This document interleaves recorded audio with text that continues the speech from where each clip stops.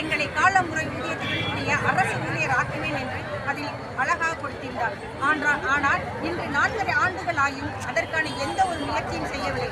நாங்களும் இந்த கடந்த 4.5 வருட காலமாக பல முறை அவருக்கு எச்சரித்துள்ளோம். பல கட்ட நடவடிக்கையான போராட்டங்களில் ஈடுபடுத்தியுள்ளோம். மாலை நேர ஆர்ப்பாட்டம், காலையில் போராட்டம் அப்படின்னு நாங்கள் கலெக்டர் அலுவலகம், சென்னையில் நம்மளுடைய அந்தந்த வட்டாரத்தில் அப்படின்னு எத்தனையோ அவர்களை பெண்களாக எங்களை ஏமாற்றுவது மிகவும் சுலபம் என்று எண்ணியுள்ளார் நமது முதல்வர் அவர்கள். ஆனால் இந்த பெண்கள் இல்லை என்றால் இன்று தமிழகம் முழுவதும் கருவிலிருந்து கல்லறை வரை உள்ளவர்களை காப்பாற்றுவது எப்படி?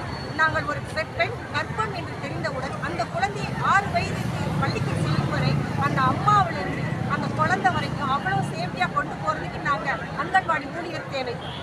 ஒரு எஸ்ஐஆர் பணி எத்தனையோ பேர் அரசு ஊழியர்களாக இருக்கும், மிகப்பெரிய போஸ்டிங்கில் இருக்காங்க, யாராலையும் அதை சிறப்பாக செய்ய முடியல. நீங்கள் தான் அந்த பிஎல்ஓ பணியை பார்த்து இந்த எஸ்ஐஆர் பணியை நீங்கள் செஞ்சு கொடுக்கணும். நாங்கள் பிஎல்ஓ பணி செய்யும் பல கட்ட போராட்டம் நடத்தி அதுக்கடுத்து எங்களுக்கு விடுதலை கொடுக்கணும் ஒரு ஈவோ கூட வாங்கிட்டோம். ஆனாலும் யாராலையும் அந்த பணியை சிறப்பாக செய்ய முடியலை. நீங்கள் தான் செய்யணும். அப்படிப்பட்ட நாங்கள் எல்லா பணியும் சிறப்பாக செய்யும் எங்களை ஒரு அரசு ஊழியர் என அறிவிக்க என்ன முடியலை? ஏன் நாங்கள் எல்லாரும் ஒரே பெண்களாக இருக்கின்றதுக்காகவா? பெண்களாக நாங்கள் வீதியில் இறங்கினால்தான் அந்த முதல்வருக்கு தெரியுமோ என்னவோ என்றுதான் இன்று நாங்கள் மறியலில் ஈடுபட்டுள்ளோம். இப்பொழுதும் எங்களுடைய மாநில மையத்தை அழைத்து பேசவில்லை என்றால் அடுத்த கட்டமாக வரும் 27ஆம் தேதி முதல் தொடர் போராட்டமாக காத்திருப்பு போராட்டம் மற்றும் பல கட்ட போராட்டங்களை எங்கள் மாநில மையத்தில்